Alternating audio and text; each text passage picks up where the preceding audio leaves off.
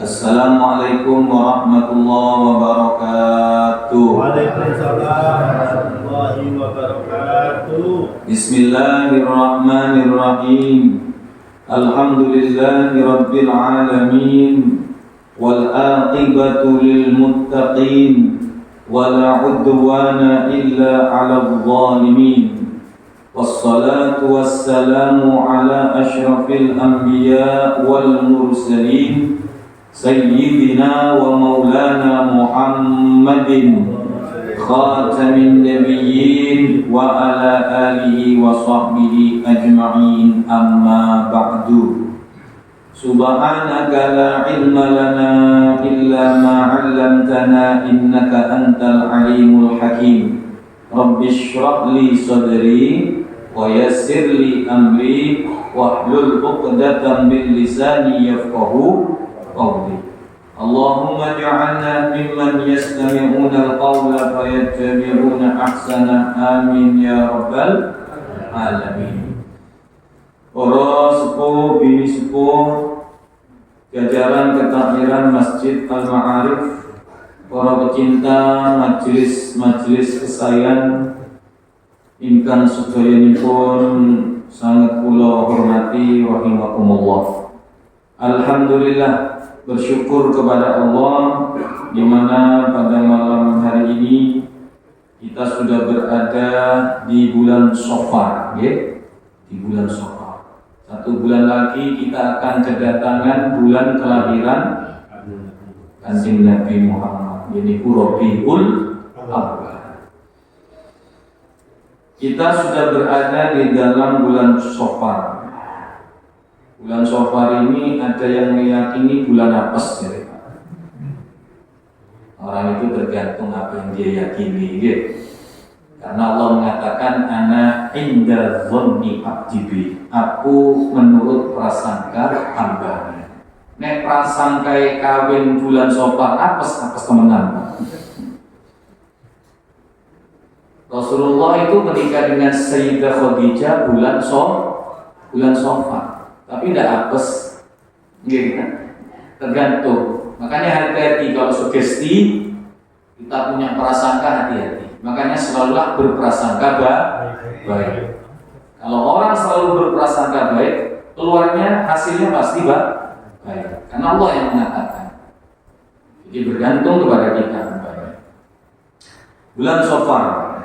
Shafar itu artinya kuning, ya. Kenapa kuning? Karena biasanya di bulan Shafar itu panas. Bulannya sedikit yang kang umuran itu panas motek. Sekarang tuh di sana musimnya panasnya sangat. Ya. Saya ternyata dapat informasi dari ipar saya yang sekarang umroh, betul ternyata. Panas sih. Motornya harus turun terus. Makanya kalau di dalam bulan itu biasanya Juni, Juli, Agustus, September itu biasanya panas di sana. Kalau ingin dingin, musim dingin sekali, ya antara Desember, bulan-bulan Desember. Nonton gitu. Ternyata kok pas Shafar kok di sana. Jadi karena saking sinarnya matahari itu terang, koyo-koyo kuning dan tanah itu kelihatan kuning, sehingga oleh orang Arab dinamakan Shafar. Kalau kita sudah yang penting bulan Arab kan dia. Bulan Arab itu sama dengan bulan Jawa karena Sultan Agung mengkawinkan antara bulan Arab dengan bulan Jawa sehingga sama. Cuma ada sedikit perbedaannya. Kalau kemarin bulan Arab Muharram, kalau kata orang Jawa bulan Suro. Walaupun Suro itu diambil dari nama Asyarah, hari ke-10 atau tanggal 10, tanggal keramat, ya, tanggal keramat. Tanggal di mana Allah memberikan banyak anugerah dan kemenangan kepada para nabi-nabi.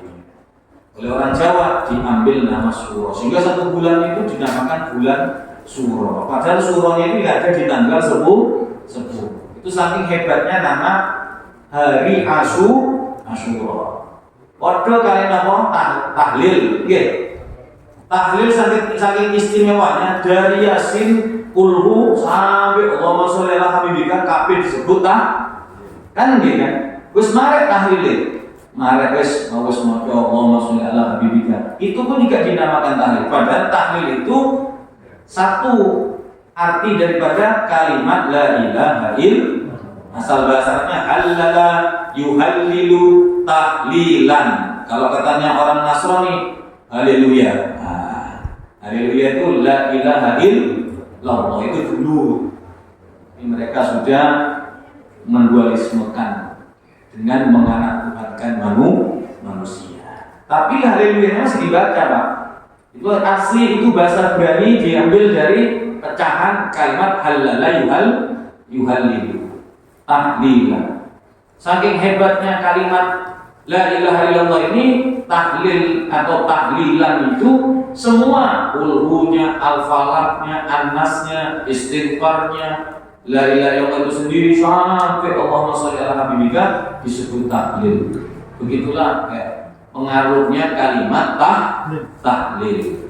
Ya, tahlil itu zikir tauhid, ya. Zikir tauhid la ilaha illallah. Salah kalau ada orang yang menyesat-nyesatkan, menyalah-nyalahkan orang yang tahlilan. Lawang tahlilan itu orang zikir marang Gusti Allah. Namanya zikir bebas kapan-kapan saja, Bu. Boleh mau direncanakan yang seminggu sekali, yang setahun sekali, atau yang setiap hari. Monggo apa?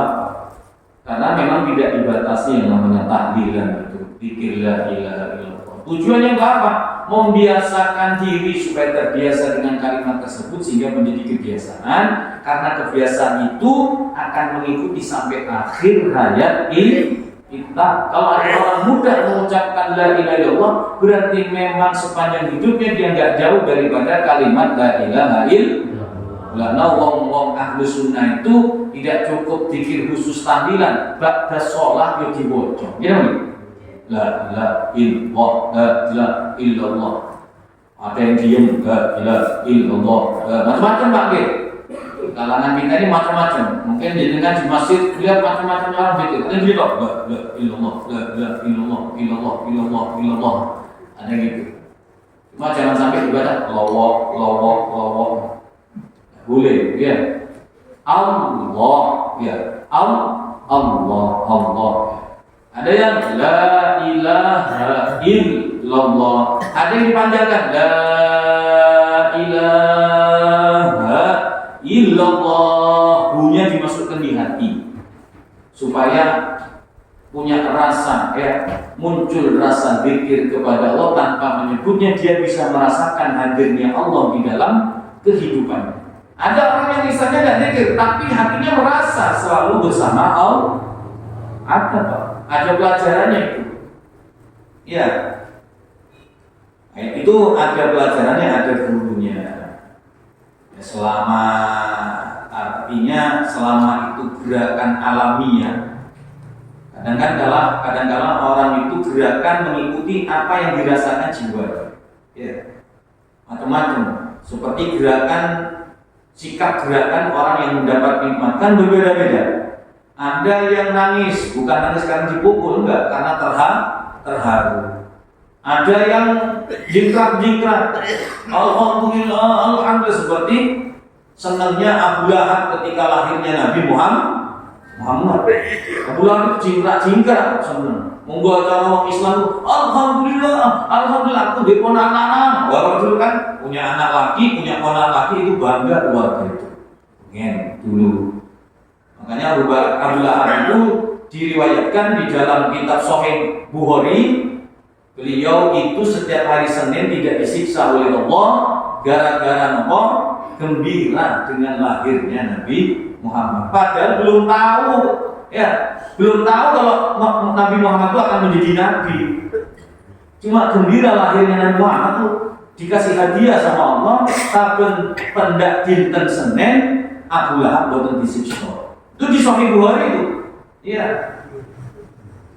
Orang nggak mau sama hadis yang lain biasanya kembali kepada hadis Sahih. Itu hadis Sahih Bukhari itu yang disepakati ya, oleh ulama hadis. Mau tentang bagaimana sudah disepakati sama ulama hadis. Walaupun corong ini riwayat ini mimpi ya, mimpi yang dialami oleh Abu Abbas yang mimpi itu Abbas paman Nabi bermimpi ketemu dengan Abu Lahab. Ditanya setelah meninggal yang Abu Lahab, Abu Lahab, itu saya ini yang ini panggonan. Jadi kalau dewek riko isu nang rokok. Terus kalau di kajian riko nang rokok, ya kaya hak riko dalam niku wis gas. Abbas itu kan saudaranya Abu Lahab, Abbas, Abu Thalib, Hamzah, Abdullah. Ini dereke abopoe Kanjeng Nabi. Jadi paman-pamannya Nabi Muhammad. Jadi ada Nabi yang diuji melalui pamannya, ada Nabi yang diuji melalui istrinya, ada Nabi yang diuji melalui anaknya. Jadi jangan nggak usah banyak pikiran ketika diuji oleh orang-orang terdekat. Kalau merasa berat diuji oleh anak, atau diuji oleh istri, atau diuji oleh orang terdekat, kembalikan ini masalah kisah Nabi-Nabi dahulu Nabi dua yang diuji itu apa? Maksudnya itu sendiri. Kita sendiri langkahnya orang yang baik ketika menyikapi persoalan hidup dengan baik. Jadi jangan merasa diri sendiri yang diuji, seakan-akan orang lain tidak. Ketahuilah bahwasanya ujian yang menimpa dirimu, kau tidak sendirian menghadapi, tetapi masih banyak orang lain yang sama menghadapi ujian bahkan lebih besar dari dirimu, sehingga itu akan menjadi penghibur bagi kita yang merasa diuji. Orang tua zaman sekarang kan banyak diuji sama anak, gimana? Mau anak tambung Pak, sabar. Nabi Nuh itu sudah kurang apa sabarnya? 950 tahun. Berarti ketika punya anak Kan'an, beliau kurang lebih 800 tahun bersama Kan'an. Atau taruhlah 500 tahun hidup bersama Kan'an sampai meninggal dalam keadaan kafir. Ya gimana lagi sudah? Nabi Nuh menangis karena anak tidak sejalan dengan ayah, ditegur sama Allah. Sudah cukup Nuh, kamu sudah berusaha, kamu sudah mengingatkan dan lain sebagainya, tapi dia sudah bukan keluargamu lagi. Innahu laisa min ahlik. Ketika dia mati dalam keadaan kafir, tidak mengikuti jalan orang tuanya, sudah bukan keluargamu lagi. Tugasmu sudah selesai sebagai orang tua, mengingatkan, mengajarkan, memberikan ilmu agama. Tapi takdir ternyata berkata lain, engkau sudah selamat sudah. Bari'ah, selamat dari nanti dituntut sama anak. Tapi kalau ada orang tua membiarkan anaknya, nggak pernah dididik, nggak pernah diajari kebaikan, nggak pernah dikenalkan dengan agama, ya diluluh terus, dimanjakan dengan dunia-dunia yang dimilikinya, sehingga nggak kenal dengan agamanya sendiri, nggak kenal itu apa bersih suci, tak tahu bacaan sholat dan lain sebagainya. Nanti ketika anak itu masuk neraka, wah, orang tuanya walaupun ahli wirid, walaupun ahli sholat, tapi kalau membiarkan anaknya dituntut nanti sama anak tersebut. Ya Allah, saya ini begini masuk neraka gara-gara perbuatan saya. Perbuatan saya gara-gara saya bodoh. Dulu saya nggak dididik dengan ilmu agama. Saya tuntut orang tua saya. Kok enak masuk neraka? Kau masuk ke surga, saya masuk neraka. Saya tidak terima ya Allah. Akhirnya malaikat hentikan itu, disuruh hentikan. Dihentikan orang tuanya, jangan teman kan, sungguhan nanti akan ditanya oleh Allah. Apa sudah melaksanakan tugas orang tua? Makanya ada istilah, ungkapan, perkataan, tidak ada anak yang nakal, tetapi banyak orang tua yang enggak sabar, yang enggak laten menghadapi anak yang nakal. Pokoknya harus sabar sepanjang hidup bersama anak, terus sudah harus terus laten para bapak-bapak itu.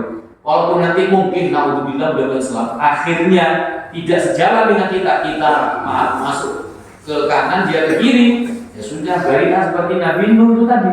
Itu gambarannya seperti itu.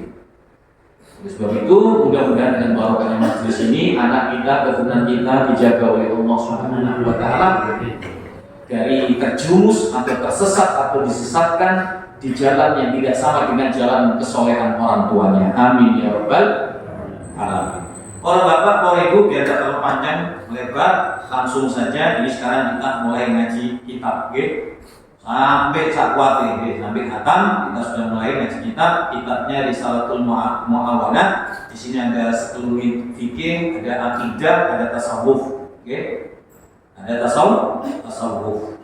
Jadi ada fikihnya, ada akidahnya, ada tasawufnya.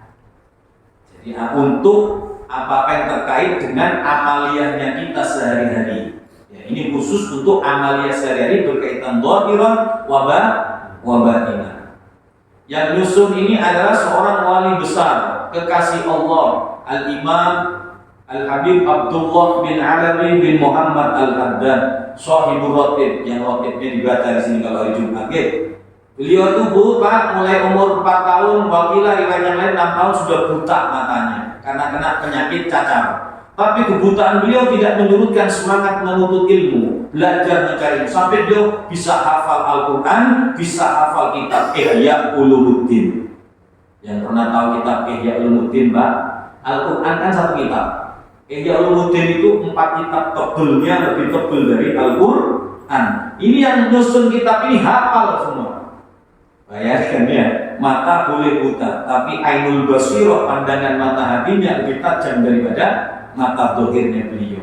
Quran lebih hafal. Ini di antara karangannya. Ini kalamnya orang-orang soleh, kekasih-kekasih Allah. Nanti sedikit kita akan banyak belajar dari kalam-kalam beliau, nasihat-nasihat beliau. Betapa indahnya kalam-kalam ucapan orang-orang yang dekat dengan Allah, yang kalau kita betul-betul nyimak, didengarkan, diresapi, maka akan masuk ke dalam hati dan terasa sekali. Lezatnya intisari daripada ilmu. Memang ini ringkas Bapak Ibu, ini ringkas tapi istimewa di kitabnya. Makanya saya baca di sini. Yang habis sudah hampir hatam ini. Setiap subuh saya ngaji di sana hari Rabu sama Jumat. Kalau Jumat ngaji kitab Riyadhus Shalihin, kalau Rabu kitab Niki. Nah ini kitab ini saya kenalkan di sini, saya baca bersama. Saya ngaji, jenengan ngaji, bedanya saya baca, terjemahkan, terangkan, jenengan cukup merekam saja. Ujung-ujungnya ya sama-sama akhirnya kan jalan menuju kepada Allah Subhanahu wa taala secara akidah, keyakinan, amaliyah. Yang pertama di sini dibahas terkait bagaimana caranya ya menguatkan keyakinan kita. Bagaimana caranya serta apa sebab-sebab yang bisa membuat keyakinan kita itu kuat, bahkan bertambah baik, bertambah mantap kepada Allah. Caranya bagaimana? Nah, di sini beliau beri nasihat kepada kita. Bismillahirrahmanirrahim. Qala radhiyallahu an, berkata beliau Habib Abdullah Al-Haddad, "Alaika ayyuhal akh al-habib." Hendaknya atau bisa diartikan wajibkan atas dirimu wahai saudara tercintaku, bitaqwiyati yaqinika, untuk selalu memperkuat keyakinanmu, wa tahsinihi, dan memperbagus atau memperbaikinya. Kenapa beliau mengatakan, menasihatkan kepada kita seperti ini? Untuk selalu menguatkan keyakinan serta memperbagus keyakinan kita kepada Allah Subhanahu wa taala. Kenapa kok keyakinan dulu yang dibahas di dalam bab ini oleh beliau? Fa innal yaqin, karena sesungguhnya keyakinan itu jadi kalau ingin yakin itu apa sih? Kok ada iman, ada yakin, kan gitu kan gitu kan? Iman yakin itu apa beda? Iman yakin itu sebetulnya satuan, cuma bedanya ibarat bahasa itu yakin itu bahasanya kuat, percaya kuat lah. Iman itu percaya, yakin itu kekuatannya, yakin itu kekuatannya, atau bisa dibilang energinya, energi yang memunculkan kuat. Kuat ini bagian daripada iman dan yakin yang tidak memgoyahkan kita di dalam meyakini adanya Allah. Kekuatannya itu yakin, kekuatannya. Fa innal yakin, maka sesungguhnya keyakinan itu, ini pentingnya yakin, memperbaiki yakin, memperkuat yakin. Idza tamakkana minal qalbi, kalau sudah menancap di hati. Hati itu yang dimaksud hati yang inti kebaikan, semuanya tergantung hati di sini, Pak. Di dada turun 2 jari. Yang dimaksud hati jantung ini. Yang dimaksud hati jantung. Karena kehidupan jasmani kan ada di sini kan. Mungkin apa gitu? Kalau ini hidup semua. Kalau ini konslet, stroke dan lain sebagainya kan gitu. Kalau ini tidak bisa ngompak, bahaya. Nah, tapi yang dimaksud hati di sini bukan yang bentuk daging, tapi hati yang bentuk rasa, yang sinyalnya disumberkan di sini oleh Allah Subhanahu wa taala. Itu kalau kita media itu lebih jabar lagi, tapi tidak akan matang nanti. Sampai mati dah hatam insyaallah kalau membahas ihya itu. Makanya ini intisarinya saja di sini. Beliau sudah membaca ihya sehingga beliau langsung mengambil kesimpulan-kesimpulan intisarinya. Jadi kalau sudah yakin itu menancap di sini, menancap di dalam hati, wastaula alaihi, lalu menguasai hati itu sendiri, hati rasa maksudnya, bukan hati daging, ya, hati yang bentuk rasa, adanya rasa yakin, adanya rasa iman, adanya rasa membenarkan, adanya rasa percaya. Kalau sudah menguasai hati, keyakinan itu dia tidak akan tergoyahkan, Pak. Ya. Kuat. Kalau sudah yakin menguasai hati seseorang, yakin kepada Allah, yakin kepada hari akhir, yakin kepada janji-janji Allah, yakin kepada ancaman Allah, maka sharal ghaibu ka'annahu syahadah.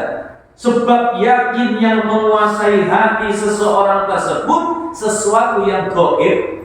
Yang gaib itu kan yang tidak bisa dijangkau oleh panca indera kita. Akhirat, surga, kan masih informasi kan? Gusti Allah, malaikat, ya, apapun saja yang terkait hari kebangkitan, hari kiamat, kan masih gaib itu. Perkara gaib yang paling dekat apa? Kematian itu yang paling dekat. Yang paling dekat perkara gaib itu adalah kematian. Dan sesudahnya itu gaib yang lain. Barzakh gaib, padang mahsyar gaib, syafaat gaib, semuanya sampai surga itu gaib. Tapi kalau sudah hati ini menancap yakin, hakul yakin kepada Allah, yang tidak kelihatan, yang gaib seakan-akan nampak nyata di hadapan mata. Gitu oke? Bukti yang jenengan ini sholat. Kenapa? Karena yakin ada surga yang penuh dengan kenikmatan. Kenapa sholat? Lari dari lupa menuju ingat kepada Allah karena takut dengan neraka, seakan-akan nampak di hadapan kita neraka, sehingga takut kita jaga sholatnya, jangan sampai meninggalkan sholat. Jadi orang yang sudah hatinya dikuasai oleh keyakinan, yang gaib serasanya nyata, sehingga yang dicari keselamatan dengan melalui syariat Islam, melalui ibadah, menjalankan perintah Allah, meninggalkan larangannya. Wa inda dzalika, dan seketika itu orang yang hatinya sudah menancap keyakinan dan dikuasai oleh keyakinan penuh, tidak ada keraguan sedikit pun tentang perkara yang gaib, tentang apa yang disampaikan Allah dan Rasulnya, akan berkata orang yang sudah dikuasai keyakinan. Apa katanya? Kama qala, seperti mirip perkataannya Imam Ali karramallahu wajhah. Imam Ali ini orang yang dipuji sama Nabi Muhammad. Dipujikan terus pundi? Ana madinatul ilm wa aliyu babuha. Aku kotanya ilmu, si Ali pintunya. Siapa yang masuk kota? Masuk kotanya ilmu harus melalui pintunya. Jangan ke Nabi dulu sudah, cukup ke Imam Ali. Di antara kealiman Imam Ali itu pernah didatangi sekelompok tabiin, orang-orang alim, ngetes ilmunya Imam Ali. Imam Ali, saya bertanya satu pertanyaan, tolong dijawab dengan 100 jawaban. Nah, coba pertanyaannya satu, diminta untuk menjawab dengan jawaban 100 jawaban. Dilatih apa betul? Dilatih Imam Ali, karena Imam Ali ilmunya luas, Pak. Terjawab 100 pertanyaan terjawab. Gitu. Di antara pertanyaannya itu ya tentang ilmu. Di antara pertanyaannya tentang ilmu. Ma huwal ilm? Di antara pertanyaannya itu tentang ilmu.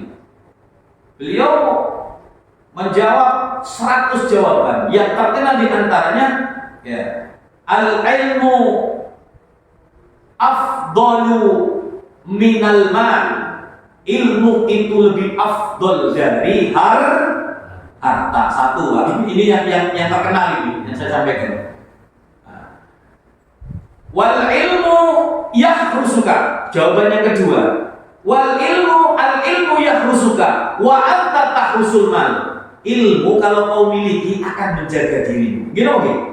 Kalau kita punya ilmu, tahu ini halal, tahu itu dilarang, pasti dengan sendiri ilmu akan menjaga kita. Ojo lakukan ini siapa? Pasti gitu. Gitu oke?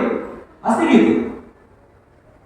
Sedangkan harta yang kau miliki kamu yang menjaga, katanya ilmu. Bahkan berkat mengamalkan ilmu, harta yang tadi kita jaga, begitu harta itu kita sedekahkan, harta dibuat menjadi sesuatu yang setelah jadi sedekah kan menjaga kita. Kan uang itu kan ngomong, uang yang Bapak Ibu sumbangkan di masjid, untuk kegiatan masjid, untuk acara masjid, uang itu bicara. Di antara bicaranya begini, kuntu hafidtani, tadinya aku dijaga sama kamu, katanya uang. Taruh di dompet, kan kemarin sudah sampaikan sama saya.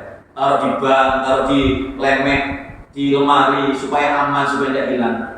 Gara-gara kamu sumbangkan 5.000 kah, 10.000 kah, 100 dan lain sebagainya. Apa katanya harta? Sekarang aku al-an kuntu ahrusuka, sekarang saya yang akan menjagamu. Ya, gara-gara ilmu ya, perkara dunia bisa menjadi amal yang menjaga kita.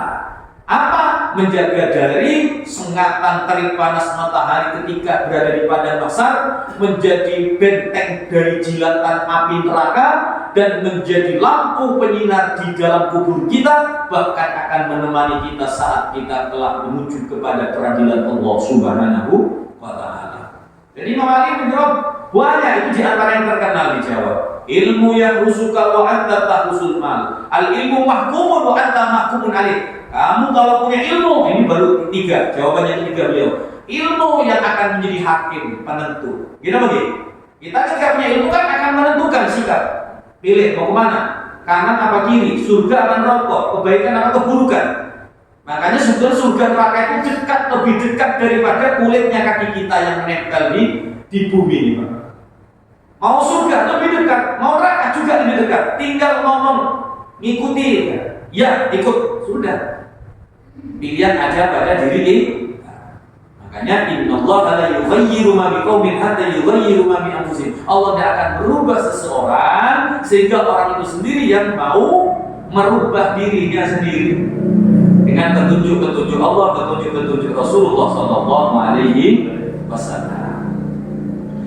Akan berkata seperti perkataan Imam Ali, orang yang hatinya dikuasai keyakinan, yang menancap keyakinan di dalam hatinya lalu menguasai hati orang tersebut, akan berkata seperti perkataan Imam Ali. Bagaimana? Beliau mengatakan, lau kushifal ghita mazdadtu yaqinan. Ini ada yang mengartikan dua arti, Pak.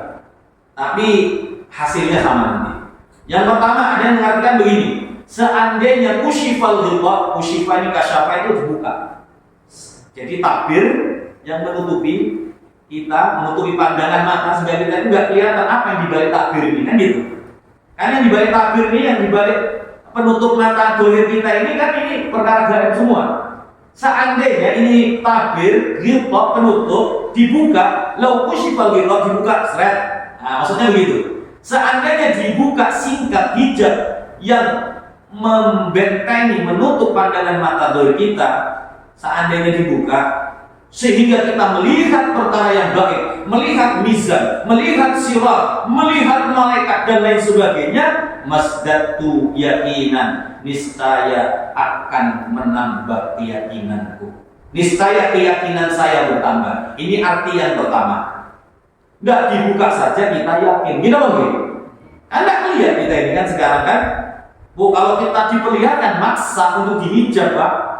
Oh, stres bisa-bisa. Melihat dosa-dosa kita ngeremet kayak gini, kan gitu kan? Melihat iblis setan, mau wajahnya mengerikan. Kalau usah iblis ditumpahi absahab kata orang Madura. Iya, apa absahab itu? Kalau orang tidur ketindihan tuh, magem-magem. Iya kan? Maka kata orang Jawa, ojo turun pas nang dhuwure wuwungan katanya. Kan bingung ya, Pak, wuwungan kabeh kan di atas. Maksudnya di tengah-tengah itu. Ditumpahi absahab itu. Absahab itu kata Madura, kalau kata orang Banyuwangi ketindihan. Embun itu bangsa napa pokoke kok gak kok napa mboten ketok mboten gaib. Dibacakan ayat-ayat tidak mempan. Iya. Allah tetap tidak bisa. Gimana pasrah itu dah? Nanti kalau ada pasrah hilang sendiri nanti. Jadi pasrah sama Allah itu yang paling nanti sudah. Bacaan-bacaan belum mampu mengatasi metindih absahab itu dari orang Madura. Allah. Itu saja kita nggak kuat. Ketemu gundurwo semakut. Makanya kenapa dihijab? Karena mata batinmu belum kuat. Makanya kadang-kadang ada orang bilang, ini mungkin ahli wirid edan saya sekaten, Pak. Bukan salah wiridnya, wadahnya belum kuat maksa. Loh, bukan pinggir kali. Oh, ditampakkan sekali gila terus kan. Takutnya begitu. Nah inilah keadilan Allah menghijab kita. Karena kita belum mampu. Nabi Muhammad saja ketika pertama kali dinamai makhluk yang besar, yaitu malaikat Jibril, Pak. Kepalanya nunggu aras, sayapnya satu sayap ini. Padahal Jibril itu mempunyai 600 sayap, Pak. Dalam hadis itu Jibril itu mempunyai 600 sayap. Satu sayap yang dikepakkan begini itu menutupi masyrik dan maghrib. Ya, kakinya bawah ini menembus 7 lapis bumi. Nabi Muhammad tidak pernah ketemu barang besar. Mager, Pak.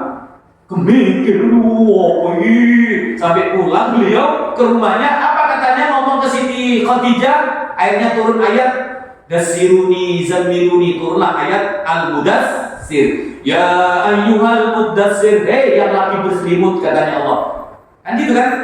Di dalam surat Al-Mudassir ada juga ya ayyuhal muzammil, hei yang lagi tidur berselimut. Ya yang mudassir, hei yang lagi berselimut, katanya Allah. Kenapa Nabi Muhammad diselimuti oleh Siti Khadijah? Nah, ini istri lihat suaminya gerges selimut ono Bu. Oke. Diselimuti. Jadi ketika berselimut itu Nabi kemikir, masih kebayang aslinya Jibril, Pak. Ini Nabi Muhammad yang hatinya sudah dijaga oleh Allah SWT. Buat tiap ditampakkan barang gaib, yaitu malaikat. Coba itu bicara. Abu, ini kan di Nabi sih dia tidak tahu, Pak. Tapi istri Nabi memang cerdas. Siti Khadijah dipilih oleh Allah walaupun janda, sudah punya anak satu namanya Hindun, ada mengatakan namanya Hala.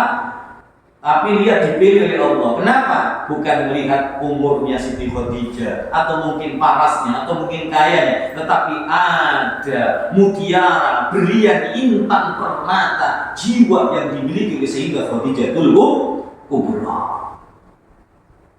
Siti Khadijah bingung, Pak. Nah, pengajian Nabi bukan apa? Ibunya tergede Khadijah. Coba kalau saya dan sampean,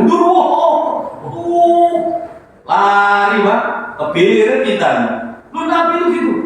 Tapi Khadijah nih dengan kecerdasannya, wah coba tak buka udung saya. Wah, kan tadinya udungan Siti Khadijah kan. Nah, tadinya Siti Khadijah tidak udungan di dalam rumahnya Kanjeng Nabi Muhammad SAW. Ya, nampak takut. Coba tak kerudungi. Coba ini masalah kerudung ini. Dikerudungi akhirnya. Siti Khadijah dikerudungi. Ketika dikerudungi, hilang ini, makhluk ini hilang. Bukan ya, maaf kebalik, Pak. Tadinya Sayyidah Khadijah kerudungan, terus datang itu makhluk itu, ketakutan Kanjeng Nabi. Sopo sing teko iki? Coba tak buka sik kerudungku. Hilang Khadijah. Alhamdulillah hilang wes. Tapi masih apa namanya? Gerges Kanjeng Nabi, hilang. Wah, kok iso hilang nih? Kerudung tak buka iso hilang. Saya tak nggo maneh. Aduh, teko maneh Khadijah, teko maneh. Datang lagi. Akhirnya dibukalah sama Siti Khadijah. Alhamdulillah Khadijah. Barulah Siti Khadijah menyimpulkan. Kok tahu Siti Khadijah? Ternyata Siti Khadijah pernah mendengarkan belajar tentang kitab-kitab samawi yang dulu, Pak. Ya. Jadi malaikat itu takutnya tidak masuk, tidak mendekat kalau ada perempuan yang menampakkan auratnya. Itu padahal rambut itu. Bagaimana kalau sampai ke bawah? Makanya untuk ibu-ibu yang berhubungan ini, insya Allah akan selalu terjaga dengan malaikat-malaikat yang menjaga. Jadi malaikat itu tidak mau mendekat terhadap orang yang membuka auratnya. Akhirnya Siti Khadijah bilang, beruntunglah engkau wahai suamiku, itu bukan absaab, bukan didedin, bukan jerangkong, bukan apa-apa, gundurwo setan, bukan, tetapi yang datang kepadamu adalah wahyu, wahwa Jibril, yang datang adalah malaikat Jibril. Luar biasa. Nabi Muhammad pada hatinya sudah dijaga Allah. Gemeter, coba kita, Pak. dibuka nih. Kalau udah semaput bisa mati atau bisa hilang. Mungkin. Makanya hati-hati ya. Banyak itu ada lah beberapa orang itu gara-gara sebab bukan wirid nih, ya karena belum waktunya mempelajari amalan yang seperti itu dia paksakan, akhirnya geleok kata orang Banyuwangi. Stres ya, sekarang stres gara-gara dikir, bukan gara-gara dikir. Kesian dikirnya yang disalahkan. Atau kata orang itu sekarang mati dengan angin duduk. Mau angin duduk, ada angin duduk itu Pak. Itu hanya bahasa manusia. Ya memang matinya ketika duduk lihat TV. Wah, alhamdulillah itu. Enak dulu film. Sekarang mau bumi mati. Dengan angin duduk, mari lihat film. Ya ada angin duduk, dia angin duduk itu Bu. Iya. Dan itu nih bahasa-bahasanya orang. Ya memang ajalnya saat itu. Makanya kita tahu tuh ketika kita ngaji atau belajar dalam suasana belajar kok tahu-tahu meninggal dunia, itu kematian husnul khotimah. Istimewa. Saya lanjutkan ya. Itu arti yang pertama. Seandainya ini singkat penutup ini dibuka, bertambah keyakinan saya. Tapi ada mengatakan begini, seandainya penutup ini dibuka oleh Allah, hijab ini dibuka oleh Allah, tidak akan menambah keyakinan saya, kata Imam Ali. Loh, kok bisa begitu? Karena tidak ditutup atau ditutup seakan berubah. Saya tetap yakin mentok kepada Allah. Tidak perlu bukti, tidak dibuktikan saja saya sudah mentok yakinnya. Kalau dibuka saya tambah yakin, berarti tadinya saya kurang yakin kepada Allah. Kan kata dia? Ini lebih arti yang lebih tepat lagi nih. Jadi arti daripada ucapan Imam Ali yang lebih bagus, lebih tepat, lebih menguatkan. Seandainya dibuka hijab dari pandangan yang gaib-gaib dibuka nampak yang gaib, tidak akan menambah keyakinan saya. Tetap saya mentok sudah. Tidak dibuka saja iman saya mentok. Mau nambah lagi berarti saya kurang yakin tadi. Kalau ditutup berarti masih membutuhkan bukti. Cuma ada yang mengartikan akan bertambah keyakinan dan ketenangan saya. Cuma ada bahasa ketenangan. Seperti imannya siapa? Nabi Ibrahim alaihis salam. Ya Allah, tampakkan hari ini, tampakkan kepada saya. Sudah saya bisa membuktikan keyakinan saya. Awalam tu'min, Ibrahim, apakah kamu belum beriman? Belum percaya kamu? Percaya Gusti. Lihat ma'inna qalbi, biar hati saya ini tenang, gitu. Kata Nabi Ibrahim kan, ingin tahu bagaimana caranya menghidupkan binatang yang mati atau menghidupkan makhluk yang hidup mati dihidupkan lagi. Ya sudah, itu ada burung, pecel-pecelan. Katanya Allah, pecelan burung, jadikan berapa wis sudah terserah. Habis itu kau buang ke 4 penjuru. Kau buang ke 4 penjuru. Setelah itu kau tepuk dengan menyebut asma Allah. Kita tepuk, nyatu semua, nyatu kabeh. Nah, ini mukjizat namanya, gitu. Mukjizat yang diberikan oleh Allah. Wes tenang, alhamdulillah Gusti, mantap pula. Ya, kalau serius apa istilahnya, para nabi itu mengeluarkan mukjizat bukan pamer ya, bukan pamer untuk main-mainan tidak, tapi ketika mendesak mukjizat itu akan dibutuhkan dan Allah yang akan menambahkan. Wali pun juga begitu. Makanya kalau ada orang tidak percaya kepada keramat, bukan cuma dosa Pak, kufur Pak. Karena keramat ini dibahas oleh Al-Quran. Lah wali kadang-kadang keramatnya keluar, bukan dipamer-pamerkan seperti sulap atau seperti yang lainnya ya, pamer-pamer kekuatan. Padahal kadang-kadang itu pakai ada alat memang handphone kalis nih Bu, supaya tidak tajam itu bisa. Sudah ada seperti kertas atau plastik yang kalau diiriskan sedikit saja seret itu sudah ke kulit ini tidak tegas Pak. Bukan karena punya kebal loh, memang ada, tapi yang banyak dipraktek itu rata-rata itu ada alatnya sendiri. Nah, sekarang kan fenomenanya kan itu gitu. Sulap sampai Samsudin ini. Pesulap merah sama Samsudin. Ini fenomena ini, ujian bagi orang yang beriman. Ya. Kita ini sudah bisa gitu-gituan, guys. Allah, apa katanya Allah?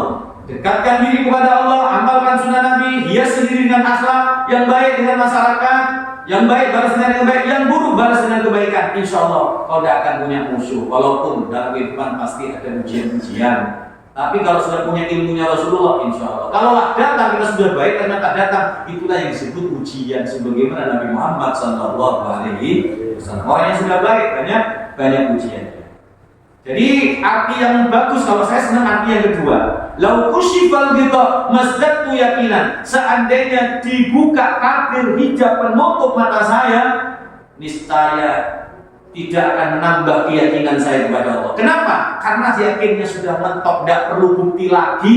Sudah cukup buktinya Al-Quran dan hadis Nabi Muhammad. Nah, maka kesimpulannya, Bapak Ibu, ketika ada kabar, ada informasi dari Al-Quran, dari hadis yang akal kita belum mampu menjamaknya, memikirkannya, lepas dulu akalnya. Hilangkan dulu, masukkan ke dalam iman, terima dengan iman. Oh iya, kang dawuh Gusti Allah, yang berfirman Allah, yang bersabda Rasulullah, walaupun akal saya belum nurut dengan apa yang dimaksud, seperti kejadian Isra dan Mi'raj, akal tidak mampu. Diono orang cuma sekejap bisa melakukan perjalanan sampai ke langit yang ketujuh, padahal dari bumi ke langit yang pertama saja ka'alfisanatin ta'udun, seperti perjalanan 1000 tahun dalam hitungan kalian. Mosok Nabi Muhammad cuma sekejap, tidak sampai 1 malam, tidak masuk akal. Bukan tidak masuk akal, akalnya cilik, kan gitu. Akalnya kecil, kenapa? Karena dia maksa pakai akal untuk menerobos ruang kekuasaan Allah Subhanahu wa Ta'ala. Kalaulah orang-orang kafir dulu ketika mendengarkan cerita Nabi Muhammad pakai iman, percaya kepada kekuasaan Allah, percaya kepada ucapan Nabi Muhammad yang gak pernah bohong selama hidup, iman sudah cukup akan terjawab. Yuk kuasane Gusti Allah. Jadi kalau menghadapi hal-hal informasi yang sulit dicerna oleh akal, iman dulu. Iman. Baru setelah itu percaya nih Gusti Allah, percaya nih ucapan kanjeng Nabi. Akal boleh bertanya, tapi kenapa ya kok bisa ya? Nah, baru jawabannya dengan ilmu. Ya bisa kalau dengan kuasa Allah. Dilogikakan begini, ada seorang bayi. Nah ini menjelaskan tentang kuasa Gusti Allah, kan gitu kan? Membahas Isra Mi'raj dipanggil. Ya, apa katanya? Kalau dilogikakan, bayi baru lahir, jangankan berjalan, merangkak belum sakit, jangankan merangkak, duduk nggak bisa. Tahu-tahu ada orang bilang, bayi ini gaduh nang Surabaya atau Surabaya ini, gaduh saja mah. Kok bisa? Masuk akal kalau pakai logikanya bayi, kan gitu kan? Bayi dalam 1 jam sampai dari Surabaya ke Banyuwangi, nggak masuk akal. Dia pakai logika kekuasaannya bayi.